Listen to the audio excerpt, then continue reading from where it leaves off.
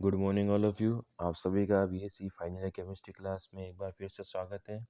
इससे पहले वाले लेक्चर्स में हमने magnetism, spin only formula and paramagnetic property के बारे में पढ़ा था।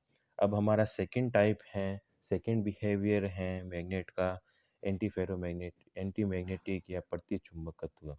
जब किसी पदार्थ, यौगिक या परमाणु आयन को चुंबकीय क्षेत्र में रखने पर वह चुंबकीय बल रेखाओं को प्रतिकर्षित करे। ठीक है, जैसा नाम से पता चल रहा है प्रतिचुंबकत्व मतलब ये चुंबकीय रेखाओं को अपने से दूर हटाएगा या प्रतिकर्षित करे।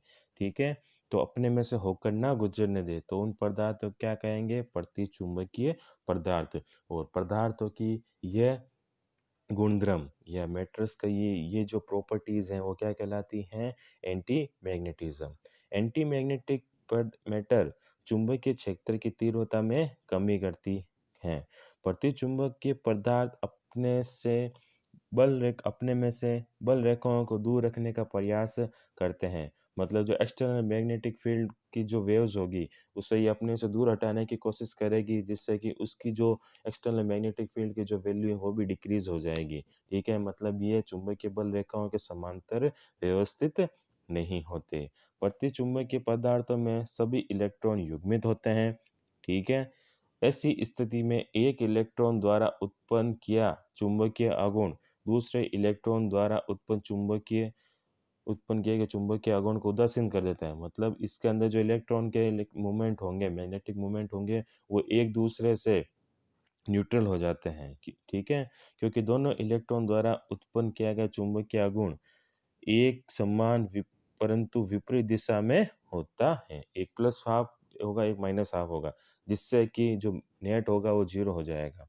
अतः इन पदार्थों का परिणामी चुंबकीय आघूर्ण शून्य होता है। प्रतिचुंबकत्व का गुण ताप पर निर्भर नहीं करता तथा यह गुण सभी पदार्थों में पाया जाता है। प्रतिचुंबकत्व युग्मित इलेक्ट्रॉन का गुण है एवं यह अनुचुंबकत्व की तुलना में सदैव दुर्बल होता है। प्रतिचुंबकीय पदार्थ के लिए B लेस देन H होता है तथा इसकी पारगम्यता एक से कम होती है। अतः X का मान ऋणात्मक होता है, इसलिए चुंबकीय तीव्रता के विपरीत होती है। एग्जाम्पल है इसके H2, N2, O2, KCl, MgCl2, B less than H।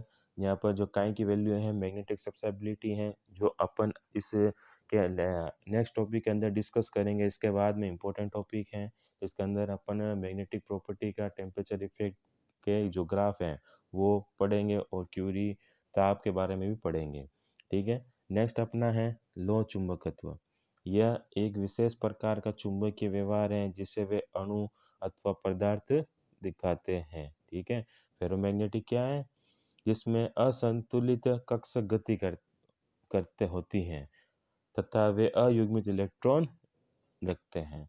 चुंबकीय क्षेत्र में रखने पर ये क्षेत्र की दिशा रेखाओं को प्रबल रूप से अपनी ओर आकर्षित करते हैं, परंतु क्षेत्र की समाप्ति पर इनमें क्षेत्र का प्रभाव शून्य होता है, बल्कि और वह बना रहता है एवं पदार्थ स्वयं एक चुंबक की तरह व्यवहार करता है।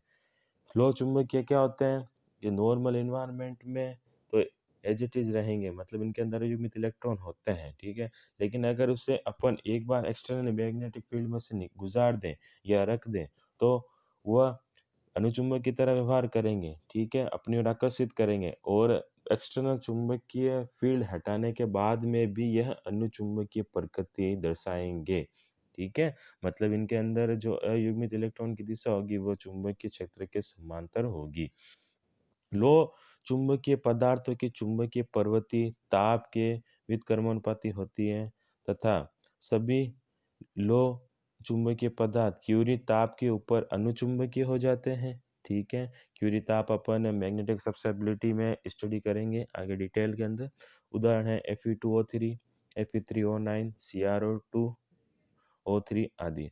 लो चुंबकत्व के कारण ही चुंबक सामान्य लोहे पर रगड़ने पर वह अन्य लोहे की वस्तुओं एवं किरणों ओलपिनों को अपनी ओर आकर्षित करने लगता है।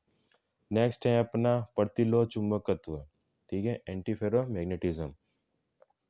यह भी अचुंबकीय गुण की विशेष अवस्था है जो सामान्य ताप से कम ताप पर ही प्रकाशित होती है। यह गुण एक ही अणु में उपस्थित दो तरह के जालकों द्वारा उत्पन्न होता है। दोनों ही जालकों में अयुग्मित इलेक्ट्रॉन उपस्थित होते हैं, परंतु दोनों ही जालकों के अयुग्मित इलेक्ट्रॉन एक दूसरे के विपरीत चक्रण करते हैं, जिसके परिणाम स्वरूप इस गुण का परिमाण धनात्मक एवं बहुत ही कम या नगण्य होता है। नील ताप के नीचे इसका मान अधिक होता है। उदाहरण के लिए KnIF3 ऑक्सो वेनेडियम फोर्थ तथा Cu सेकेंड, ठीक है।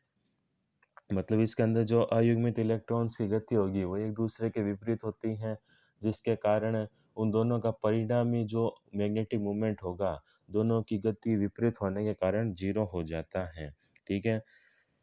फिफ्थ है अपना लघुलोह चुंबकत्व।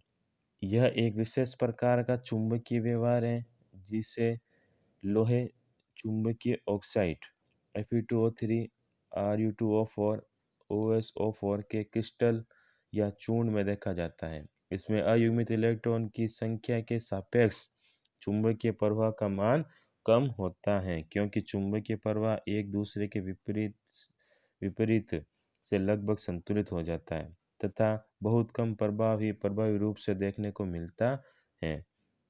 इनका चुंबकीय गुण का मान कभी भी शून्य नहीं होता, परंतु प्रबल चुंबकीय क्षेत्र में यह अपेक्षा से कम प्रभाव प्रदर्शित करते हैं। इनमें क्षेत्र की रेखाओं को निम्न प्रकार से दर्शाया जाता है। लघुलोह चुंबकीय माइनर जैसे मिनिएचर फेरोमैग्नेटिज्म के अंदर क्या होगा कि जो अयुग्मित इलेक्ट्रॉन की जो गति होगी वो इतनी नहीं होती है जितने की लो मैग्नेटिज्म की होती है, फेरोमैग्नेटिज्म एलिमेंट्स की होती हैं। जैसा कि अपन ने लो चुंबक के अंदर देखा था कि वह प्रभावी रूप से चुंबकीय गुण प्रदर्शित कर रहे थे, लेकिन इन पदार्थों के अंदर इतनी प्रभावी गति नहीं होने के कारण यह लो चुंबक की तरह व्यवहार नहीं करते, लेकिन इनका चुंबकीय गुण का मान शून्य नहीं होता, कुछ ना कुछ तो होगा, लेकिन इतना प्रभावी रूप से इनका मैग्नेटिज्म नहीं होगा। नेक्स्ट हमारा टॉपिक है चुंबकीय सहनशीलता, सुग्राह्यता, मैग्नेटिक ससेप्टिबिलिटी। चलिए स्टार्ट करते हैं। मैग्नेटिक ससेप्टिबिलिटी को इम्पोर्टेंट टॉपिक है, पूछा जाता है कि मैग्नेटिक ससेप्टिबिलिटी क्या है। यह एक पैरामीटर है जो पदार्थों की चुंबकीय प्रवृत्ति के मापदंड हेतु प्रयोग किया जाता है, ठीक है। इसकी कोई सैद्धांतिक परिभाषा नहीं है, बल्कि इसे बाहरी चुंबकीय क्षेत्र के सापेक्ष तुलना करके निकाला जाता है। चुंबक की तीव्रता एवं इकाई क्षेत्र के सामर्थ्य का अनुपात चुंबकीय प्रवृत्ति कहलाता है। एक क्या होगा, चुंबकीय तीव्रता एवं इकाई क्षेत्र के सामर्थ्य का अनुपात, ठीक है। मतलब एक इकाई क्षेत्र में से जो चुंबक का मैग्नेटिज्म है, मतलब उसकी जो तीव्रता होगी, एक प्रति इकाई क्षेत्र में चुंबक की तीव्रता क्या कहलाएगी, उसकी चुंबकीय प्रवृत्ति। इसे काई द्वारा प्रदर्शित करते हैं। जब किसी पदार्थ को H सामर्थ्य वाले बाह्य चुंबकीय क्षेत्र में रखते हैं तो फ्लक्स, जिसे चुंबकीय बल रेखाओं का घनत्व कहते हैं, कैपिटल बी से डिनोट करते हैं, तो इसको निम्न प्रकार प्रदर्शित कर सकते हैं कि बी बराबर H+4πI, जहाँ बी क्या है, प्रायोगिक पदार्थ के क्षेत्र की तीव्रता, एच क्या है, बाह्य चुंबकीय क्षेत्र की तीव्रता, आई क्या है, पदार्थ के चुंबकत्व की तीव्रता, और 4πI क्या है, नमूने में उत्पन्न प्रेरित चुंबकीय क्षेत्र तथा प्रति इकाई क्षेत्र में प्रेरित चुंबकीय आघूर्ण के बराबर होता है। समीकरण में दोनों ओर H का भाग देने पर तो क्या होगा, B/H बराबर H/H प्लस 4πH। तो एक नया कांस्टेंट डेवलप होता है जिसे क्या कहते हैं, रो। तो रो बराबर क्या होगा, 1 प्लस 4πI/H। तो रो नेट अगर बात करें रो की तो क्या होगा, रो बराबर 1 प्लस 4π काई, ठीक है। तो I/H क्या होगा, यहाँ पर काई हो जाता है, जहाँ रो बराबर B/H क्या है, पदार्थ की पारगम्यता ससेप्टिबिलिटी, काई क्या है यहाँ पर, पदार्थ की चुंबकीय प्रवृत्ति, जिसे मैग्नेटिक ससेप्टिबिलिटी कहते हैं, जो प्रति इकाई आयन में प्रेरित चुंबकीय आघूर्ण तथा प्रयुक्त चुंबकीय क्षेत्र का अनुपात है। चुंबकीय सुग्राह्यता पदार्थ में चुंबकत्व की मात्रा को व्यक्त करती है। ठीक है? एक अन्य महत्वपूर्ण राशि जिसे प्रवृत्ति प्रतिग्राम कहते हैं जो निम्न प्रकार है। काई जी क्या होगा? काई अपॉन डी। ठीक है? जहाँ डी क्या है? पदार्थ का घनत्व। काई जी क्या है? प्रवृत्ति प्रतिग्राम। और काई क्या है? आयतन सुग्राहिता। काई जी को सामान्यतः दो वैकल्पिक रूप से प्रयुक्त किया जाता है जो निम्न प्रकार है। काई ए और काई एम। ठीक है? काई ए क्या होगा? काई जी इंटू ए डब्ल्यू।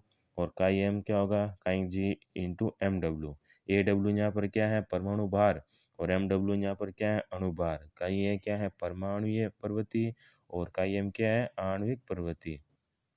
जिन्हें क्रमशः प्रति ग्राम परमाणु प्रवृत्ति तथा प्रति ग्राम मूल्य प्रवृत्ति भी कहते हैं। सामान्यतः अनुचुंबकीय तथा प्रतिचुंबकीय पदार्थों के लिए काई काई जी काई ए काई एम के मान स्थिर रहते हैं, अर्थात इनके मान क्षेत्र की तीव्रता पर निर्भर नहीं करते।